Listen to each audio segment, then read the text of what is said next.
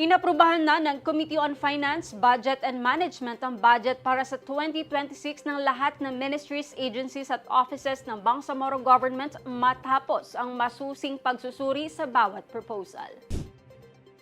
Ayon sa committee, may ilang ahensya at ministries na nakatanggap ng karagdagang pondo samantalang may ilan lamang na nabawasan bilang bahagi ng maingat na pag-aayos upang matiyak na ang pondo ay naaayon sa kasalukuyang prioridad at pangangailangan ng rehiyon.